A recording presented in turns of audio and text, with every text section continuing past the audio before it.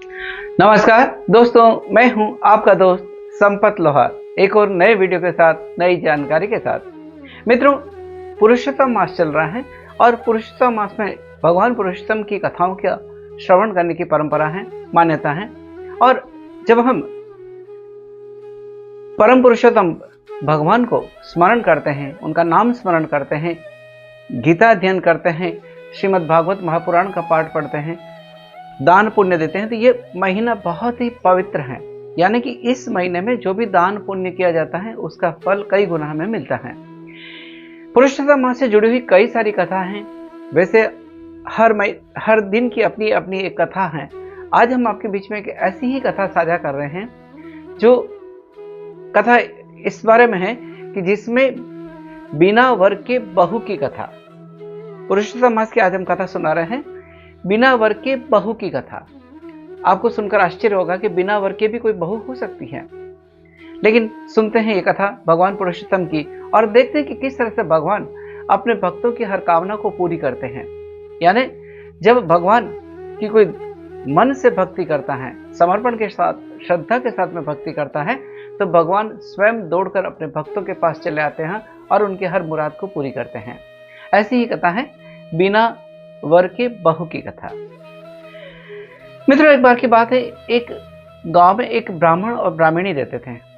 वो बड़े प्रसन्नता के साथ रहते थे, लेकिन उनकी कोई संतान नहीं थी, जिससे वो बड़े दुखी रहते थे। हालांकि वो संपन्न थे, अच्छा मकान था, सब कुछ था, सुख शांति समृद्धि थी, लेकिन संतान नहीं थी, जिससे उनके मन में एक कसक थी, टीस थी, संतान नहीं होने के कारण, पुत्र नहीं होने के कारण। धीरे धीरे पुरुषोत्तम मास का समय आने वाला था, तो ब्राह्मणी ने अपने पति ब्राह्मण से कहा कि हमें पुरुषोत्तम मास आने वाला है, तो हमें पुरुषोत्तम भगवान की या पुरुषोत्तम मास की कथा व्रत करना चाहिए। और दोनों, जैसे पुरुषोत्तम मास आता है, दोनों व्रत करने का संकल्प लेते हैं और पुरुषोत्तम मास का विधि पूर्वक उसका व्रत का संकल्प लेते हैं और व्रत करना प्रारंभ करते हैं। दोनों ही प्रातः बहुत जल्दी उठते, नदी पर जाते, स्नान करके आते और दिन भर भगवान के नाम का स्मरण करते रहते, भगवान की पूजा करते रहते। यानी कि अपना सारा समय वो पूजा ध्यान इसी में ही व्यतीत करते। उनका बड़ा मकान था। धीरे धीरे जैसे उनकी उम्र भी ढल चुकी थी, उम्र के काफी ढल चुकी थी, और तब ब्राह्मणी जब घर का काम करती थी तो वो थक जाती थी। इसलिए वो एक दिन अपने पति से कहती हैं कि ये घर का काम करते करते तो मैं थक जाती हूँ और इतनी ठीक से पूजा भी नहीं कर पाती, क्योंकि मेरा सारा समय घर के काम में लग जाता है। तो अगर कोई ऐसा हो कि तुम एक अपने लिए बहू ले आओ, ताकि बहू घर का काम करे और हम भक्ति करा करें। ब्राह्मण उसकी बात सुनकर हंसने लगता है कि अरे, ऐसा भी कहीं हो सकता है? हमारे तो कोई पुत्र ही नहीं है, और पुत्र नहीं तो बहू कैसे हो सकती है? उसकी बात ठीक थी। ब्राह्मणी थोड़ी सोचती हैं, कहती हैं कि आप बात तो ठीक कहते हैं कि हमारे कोई पुत्र नहीं है, लेकिन मैं आपको एक उपाय बताती हूँ। भगवान पुरुषोत्तम की कृपा हम पर होगी। एक उपाय बताती हूँ कि कैसे बगैर वर के भी या बगैर पुत्र के भी बहू हमारे घर में आ सकती है। आप ऐसी करो कि कोई आसपास के गांव में ढूंढने जाओ और कोई ऐसी कन्या को ढूंढो जो हमारे लिए बहू बनने की योग्य हो। फिर ब्राह्मण कहता है हमारा पुत्र नहीं तो बहू कैसे आएगी? तो वो उपाय बताती हैं कि ये वेद पाठ है, ये पोथी है, इनको साथ में लेकर जाओ, और जब कोई आपको लगे ये सुयोग्य कन्या हमारे घर की बहू बनने के लिए उपयुक्त है, तो उसके साथ में शादी करने की बात करना, हमारे अपनी बहू बनाने की बात करना। और अगर पूछे कि तुम्हारा पुत्र तो कहाँ है बताओ, तो कह देना कि वो काशी में विद्याध्ययन के लिए गया हुआ है, और जब विद्याध्ययन करके आएगा तो तुम्हारा उनके साथ में फेरे करा देंगे। तब तक तुम ये जो वेद पोथी है उसके साथ में फेरे लगा देना, लेकिन एक फेरा बाकी रखना। बोला कि जब आखिरी फेरा हम तब लगवाएंगे कि जब हमारा पुत्र काशी से विद्याध्ययन करके आ जाएगा, तब उसका फेरा लगाएंगे। ये सुनकर के ब्राह्मण के विचार समझ में आ जाता है कि बात तो ठीक है, और वो अपनी पत्नी की बात मानते हुए अपने घर से चल पड़ता है किसी अच्छी बहू की तलाश में। जाता है, कई गांव में ढूंढता है, लेकिन ऐसी उसे कोई बहू दिखाई नहीं दी कि जो उसके घर के योग्य हो। आखिरकार एक दिन एक गांव में रुका था, एक गौर महाराज के यहाँ रुका हुआ था, और गौर महाराज की जाके जब देखता है तो उनकी पुत्री है, वो बहुत सुंदर थी, सुशील थी, अच्छी थी। ब्राह्मण के मन में विचार आया कि ये जो गौर महाराज की पुत्री है, इसको हम अपने घर की बहू बना सकते हैं। तब ये प्रस्ताव गौर महाराज को कहते हैं कि गौर महाराज के सामने रखता है ब्राह्मण कि आप अपनी पुत्री का विवाह हमारे पुत्र के साथ में करा दें, हमारे घर की बहू बना दें। गौर महाराज भी सोचे कि घर पर प्रस्ताव आया है अपनी बेटी के लिए, बेटी भी जवान है, उसकी शादी हो जाएगी तो अच्छी बात है। तो गौर महाराज कहते हैं कि आपके पुत्र को एक बार हमको दिखा दो, अगर बात अच्छी लगी हमें जमा तो हम शादी कर देंगे। अब ब्राह्मण के दिमाग में एकदम प्रश्न आता है कि पुत्र तो है नहीं, तो दिखाए क्या? तो ब्राह्मण कहता है कि मेरा पुत्र तो अभी काशी विद्याध्ययन के लिए गया हुआ है, वो वेद पाठ का अध्ययन कर रहा है, और जब काशी से पढ़कर आ जाएगा तब उसको देख लेंगे और उसके साथ में शादी करा देंगे। तब तक आप ये जो वेद पाठ है, ये वेद पोथी है, इस पोथी के साथ में फेरे लगवा देते हैं, यानी इसके फेरे लगा करके अपनी इस पुत्री का विवाह उसके साथ करा दो, और एक फेरा बाकी रखो, यानी 3 फेरे लगा दो। चौथा फेरा जब मेरा पुत्र आ जाए उसके साथ में आप फेरा लगाकर फिर उसकी शादी करा देना विधिवत। गौर महाराज के मन में बात बैठ जाती है। वो अपनी पत्नी से बात कहते हैं कि अपने घर पर अपनी पुत्री के लिए संबंध आया है, देखने में भी बहुत अच्छे लगते हैं ये ब्राह्मण, घर भी ठीक ठाक है, तो हमें अच्छा लगता है कि अपनी पुत्री का विवाह क्यों नहीं इसके साथ कर दें। दोनों की बात जम जाती है और दोनों ही फिर अपनी उस पुत्री का विवाह वेद पाठ की परिक्रमा करा करके अपने ब्राह्मण के पुत्र उस वेद पोथी के साथ में करा देते हैं। 3 परिक्रमा लगा देते हैं और सोचते हैं कि आखिरी फेरा जब पुत्र आएगा उसके साथ में करेंगे। इस तरह से ब्राह्मण उस गौर महाराज की पुत्री को बहू के रूप में अपने घर ले आता है, वहां से गौर महाराज के घर से चलता है और अपने घर में बहू के रूप में ले आता है। ब्राह्मणी भी यह देखकर बहुत खुश होती है कि भगवान पुरुषोत्तम की कृपा हुई कि हमारे घर पर बगैर वर के ही बहू आ गई। खैर, और इस तरह से जब बहू आ गई तो ब्राह्मणी भी भगवान की भक्ति में ज्यादा ध्यान देने लगी। वो नित्य नियम से जैसे प्रातः उठती नदी पर जाते, स्नान करके आते, ब्राह्मण और ब्राह्मणी दोनों नदी पर जाते, भगवान पुरुषोत्तम की पूरे भक्ति के साथ में, श्रद्धा के साथ में पूजा करते और घर का काम बहू कर लेती। एक दिन की बात है कि जब ब्राह्मण और ब्राह्मणी नदी पर स्नान करने गए हुए थे, उसी समय उनकी पड़ोसन आती हैं और चूल्हा जलाने के लिए, अंगीरा मांगने के लिए उस ब्राह्मण के घर पर आती हैं। दरवाजा खटखटाती, दरवाजा खोलती तो देखती है कि एक बहुत सुंदर सी युवती खड़ी है। तब वो उसके पड़ोसन देखकर अचंभित हो जाती है कि इस ब्राह्मणी के घर पर ये कौन आया है। तब वो पूछने लगती है कि क्या आप इनके घर में मेहमान आए हो ब्राह्मण के घर पे? तब वो बहू कहती है कि नहीं, मैं तो इनके घर की बहू हूं। तब वो पड़ोसन एकदम अचंभित होती हैं और कहती है कि इनके बहू कैसे हो सकती है, इनके तो कोई पुत्र ही नहीं है। यह सुनकर के उस बहू के पैरों तले जमीन खिसक जाती है, वो एकदम पसीना पसीना हो जाती हैं।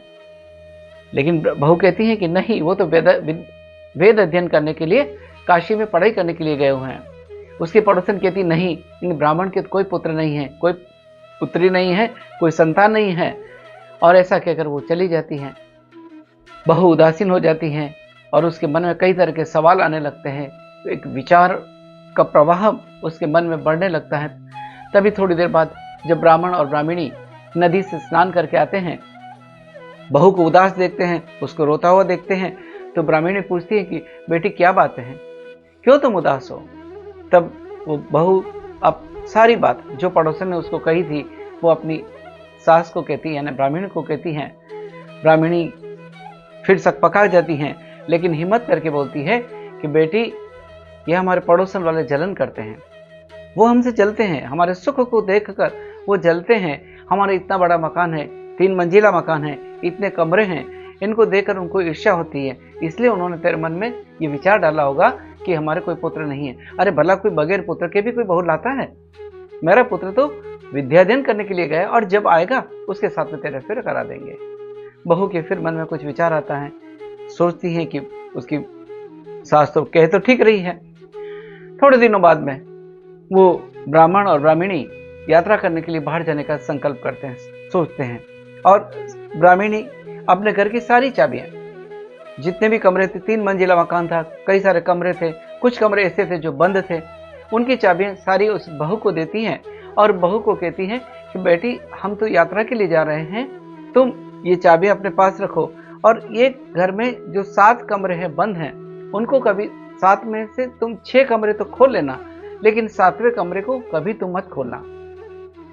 ऐसा कहकर वो ब्राह्मण और ब्राह्मणी भगवान की भक्ति के लिए, यात्रा के लिए चल देते हैं और बहू घर में रहने लगती है। तब बहू के मन में विचार आता है कि मेरी सास ने ऐसा क्यों कहा कि 6 कमरों को तो खोल लेना, लेकिन 7वें कमरे की ताला कभी तुम मत खोलना। खैर वो सोचती चलो खोल कर देखते हैं कि कमरों में क्या है। बहू एक एक कमरे को खोलना प्रारंभ करती हैं। पहले कमरे को खोल कर देखती हैं तो बहुत सुंदर कमरा है, उसमें बहुत सारी खाद्य सामग्री रखी हैं, खाने के बहुत सारे अच्छे अच्छे पदार्थ रखे हैं। उसके मन में बड़ी प्रसन्नता होती है कि घर में बहुत कुछ है। दूसरा कमरा खोलती हैं, उसमें बहुत अच्छे सुंदर वस्त्र देखती हैं, बड़े बड़े अच्छे अच्छे परिधान देखती हैं। उसको आश्चर्य भी होता है और प्रसन्नता भी होती है और मन में खुशी का अनुभव भी होता है। तीसरा कमरा देखती हैं तो देखती है उसमें बहुत सारे उसके श्रृंगार की सामग्री पड़ी है, खूब सारे श्रृंगार की सामग्री पड़ी है। देख के प्रसन्न, तो इस तरह से वो एक एक करके सारे कमरों को खोलती हैं। 6 कमरे खोल देती हैं, लेकिन 7वें कमरे जिस पर ताला लगा हुआ था, सभी ताला लगा हुआ था और उसके मन में ये था कि उसकी सास ने कहा था कि 7वें कमरे को तुम कभी मत खोलना। अब वो बहू विचार करने लगी, उसके मन में कौतूहल जगने लगा कि अरे मैंने जब 6 कमरे खोले हैं, इतनी चीजें देखी हैं, तो सास तो है नहीं, तो हम क्यों ना 7वें कमरे की भी खोल लूं। और जब वो बहू 7वें कमरे का ताला खोलती हैं और दरवाजा खोलती हैं, तो जैसे ही दरवाजा खोलती हैं सामने देखती हैं कि उस कमरे के एकदम बीचों बीच एक कोई बहुत सुंदर युवक जिसके चेहरे से तेज झलक रहा था, दीपक की रोशनी में बैठकर विद्या अध्ययन कर रहा था, तो वेद पाठ पढ़ रहा था। ये देखकर वो बहू एकदम अचंभित हो जाती हैं इतने खूबसूरत युवक को देखकर। और तब वो युवक था, वो कहता है कि मेरे माता पिता ने कहा था कि तुम ये दरवाजा मत खोलना, मैं पाठ कर रहा हूँ, तुम इस दरवाजे को बंद कर दो। जब मेरे पिताजी आए, माता पिता जब आए, तभी तुम दरवाजा खोलना। और इस तरह से वो दरवाजा बंद करके फिर से ताला लगा देती हैं। ये भगवान पुरुषोत्तम थे, भगवान श्री हरि थे, जो एक पुत्र के रूप में उस घर में, उस कम में अपने भक्त के पास आए थे, उनकी मनोकामना पूरी करने के लिए। इस तरह से कुछ समय बाद में वो ब्राह्मण और ब्राह्मणी यात्रा करके आते हैं और बहू जब उनका स्वागत करती हैं और बहू कहती हैं कि अब आप यात्रा करके आ गए हो, अब आपका पुत्र भी आ ही रहा होगा, अब तो मेरा अब विवाह कर दीजिए, विधिवत विवाह संपन्न करा दीजिए। यह सुनकर के ब्राह्मण के मन की जमीन खिसक जाती है, पैरों की जमीन खिसक जाती है और वो मन में विचार करती हैं, क्योंकि ये सारी घटना से वो अनभिज्ञ थी, तो उसके मन में विचार करती है कि मेरे तो पुत्र है नहीं, अब मैं क्या जवाब दूंगी। तभी वो विचार करती, कुछ करती है, चिंता में दिखती है, परेशान दिखती है। वो ब्राह्मणी कुछ पसीना पसीना हो जाती है, उसके होठ धीरे धीरे सूखने लग जाते हैं कि अब मैं क्या जवाब दूंगी। तभी बहू कहती है कि माताजी आप परेशान क्यों हो रहे हैं, आप विधिवत हमारा विवाह संपन्न करा दीजिए, मैं अभी आपके पुत्र को बुलाती हूँ। ब्राह्मण आश्चर्यचकित हो जाती है, ब्राह्मण और ब्राह्मण दोनों आश्चर्यचकित होते हैं कि अभी हमारे पुत्र को बुलाती हो, कहाँ से बुलाएगी, ऐसे ही सोचती हैं। और वो बहू वो 7वें कमरे में जिसका ताला लगा हुआ था, उसका ताला खोलती हैं और उसमें से देखती कि वो सुंदर, बहुत सुंदर युवक निकलता है उसमें से, और वो उस पुत्र के रूप में आता है उस ब्राह्मण और ब्राह्मणी के घर में। और फिर ब्राह्मण और ब्राह्मणी यानी भगवान श्री हरि स्वयं अपने भक्तों के पास में जो मनोकामना होती है उस रूप में अपने भक्त के पास में आते हैं। भगवान पुरुषोत्तम स्वयं उस ब्राह्मण के घर पर पुत्र के रूप में आते हैं और फिर ब्राह्मण और ब्राह्मणी विधि विधान के अनुसार अपनी बहू का उस पुत्र के साथ में, जो भगवान पुरुषोत्तम थे, पुत्र के रूप में आए थे, उनके साथ में विवाह कराते हैं और बड़े सुख और शांति और सम के साथ में जीते हैं और अपना समय व्यतीत करते हैं और भगवान की भक्ति करते रहते हैं। तो ये है मित्रों कि पुरुषोत्तम मास का महात्म्य कितना है, ये कितना है कि किस तरह से भगवान भक्त वत्सल होते हैं, कि भगवान की जिस तरह से हम भक्ति करते हैं श्रद्धा के साथ में, समर्पण के साथ में और पूरी आस्था और निष्ठा के साथ अगर भगवान की भक्ति की जाए तो भगवान अवश्य ही अपने भक्तों की मनोकामना पूरी करते हैं। जिस तरह से भगवान पुरुषोत्तम ने ब्राह्मण और ब्राह्मणी की मनोकामना पूरी करी, इसी तरह से भगवान सबकी मनोकामना पूरी करें। यह है पुरुषोत्तम मास का महात्मा। और पुरुषोत्तम मास में हम जो भी दान पुण्य करते हैं, जो भी पुण्य काम करते हैं, जो भी भक्ति का कार्य करते हैं, उसका फल हमें कई गुना मिलते हैं। ऐसा कहा जाता है कम से कम 10 गुना फल हमें अधिक मिलता है। तो आइए पुरुषोत्तम मास में भगवान श्री हरि की भक्ति करें, भगवान पुरुषोत्तम की भक्ति करें और अपने जीवन को सफल बनाएं।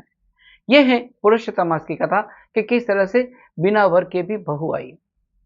मित्रों, अगर यह कथा आपको अच्छी लगी है तो इस वीडियो को लाइक करें, शेयर करें, कमेंट करें। इसी के साथ आपके दोस्त संपत लोहार को इजाजत दीजिए। जय हिंद, जय भारत, जय श्री कृष्ण।